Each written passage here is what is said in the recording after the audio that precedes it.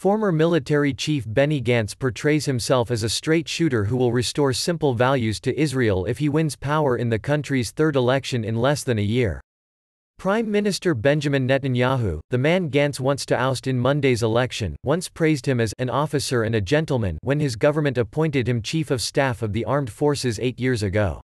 The tone is very different now. Gantz, who leads the centrist Blue and White Party, has been attacking Netanyahu's character, mainly over corruption charges facing Israel's longest-serving leader, and the Prime Minister's right-wing Likud party has branded Gantz a weak leftist. Netanyahu's trial is set to begin on March 17, just 2 weeks after the election. Netanyahu, who at 70 is a decade older than Gantz, denies any wrongdoing, calling the investigation a witch hunt. The man charged with bribery, fraud and breach of trust has nothing to sell other than disseminated lies and slung mud, Gantz tweeted about Netanyahu a week before the election. Israel needs a full-time prime minister, but while Blue and White has talked up Gantz's military background, Likud has sought to portray their opponent as soft on Iran and too conciliatory toward the Palestinians. Gail Talsher, a Hebrew University political scientist, said Israel still appeared to be split, reflecting the inconclusive outcome of elections in April and September last year in which neither party could form a ruling coalition.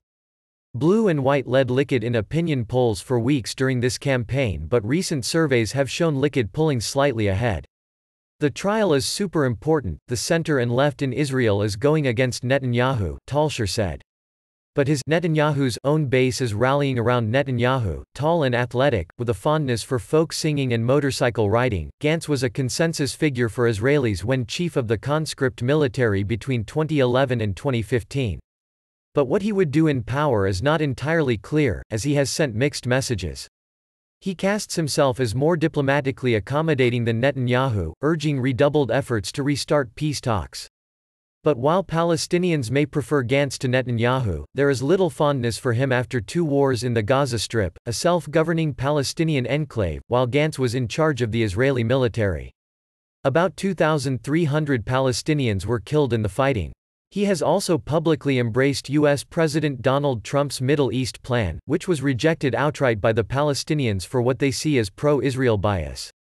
While Netanyahu holds rallies around the country exhorting his right-wing supporters to turn out, Gantz's party believes some may be persuaded to peel away by a cross-partisan appeal to proper conduct. Our polls indicate that a considerable number of Likud supporters are unhappy with the situation and are wavering, Yoaz Hendel, one of the party's lawmakers, told Reuters.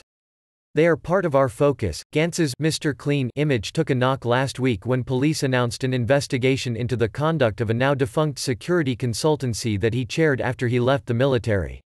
Gantz is not a suspect in the case, but Netanyahu seized on it to try to undermine his less experienced opponent. Gantz has also made occasional stumbles in campaign interviews, getting an interviewer's name wrong and stammering slightly while collecting his thoughts. Netanyahu has used these stumbles as ammunition to accuse Gantz as lacking the capacity for quick thinking. "So I don't speak like you. Big deal." Gantz responded brusquely during a televised speech on Wednesday. "While you were taking acting classes in New York, I was defending this country." Graphic, results of September 2019 Israeli election, here.